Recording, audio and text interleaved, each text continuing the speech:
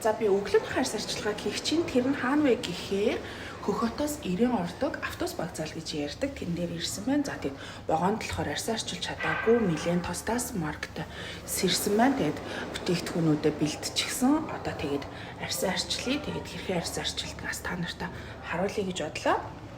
За утас тогтоом гэдэг бол бас хэцүү ажил гэдэг юм байна. За өглөөний хайрс арчилгааг би cleansing water буюу цэвэрлэгч ус зарим хүмүүс бас methyl water гэдэг. За тэрийг сайхан хөвөндөө шингээж агаад арьсныхаа бохирдлыг аваад өгдөг.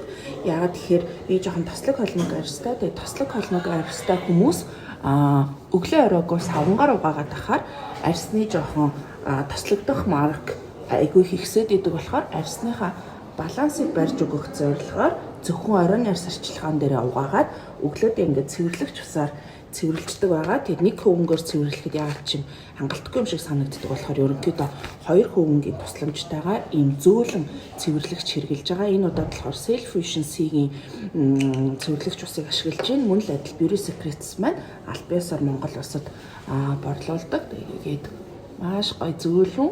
Тэгээд цэвэрлэгч усыг хүмүүсийг хөөсөрдгөө, арьсыг таталтуулаад байдаг, их онцгүй байдаг гэж янз янзаар ярьдаг. Хөөсөрнө үү? Яагаад гэхээр цэвэрлжил байгаа юм чинь савнгийн агуулмж байгаа учраас хөөсөрдөг. За тэгээд ингээд ерөнхийдөө хоёр хөвөнд бохирдлаа аваад арьс маань цэвэрлэгдсэн гэж үзнэ. Араас нь усаар угаах уу гэвэл угаахгүй.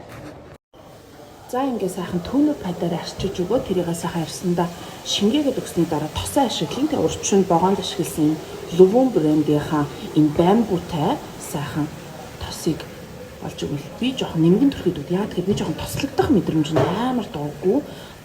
Өөрөө тослог арьстай учраас арьс жоохон хуурай л яагаад гэвэл их баяртай байдаг.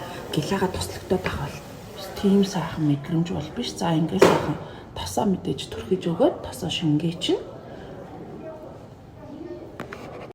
За би Монголынхан богонд суусаад Монголын маань богоны 0 маань жижиг байдаг болохоор за өнөөдрийн хайрс арчилгааг хэрхэн богонд хийх вэ гэхээр давхар цэвэрлэгийг болохоор мөн л адил энэ Mizuno-ийнхоо cleansing падаар арчингуудаа араас нь харин энүүдад Luvon-ийнхаа энэ gel cleanser гэдгийг ашиглаад араас нь тонер падаар арчингуудаа тосн дээрээ мөн л адил Luvon-ыг тосыг ашиглаад ердөө ингэ дөрвөн бүтээгдэхүүнээр бушуу хайрс арчлаад эртхэн амрах чинь тэгэхгүй бол хэлэх гаал гараад зөндөө хяд арчлаа.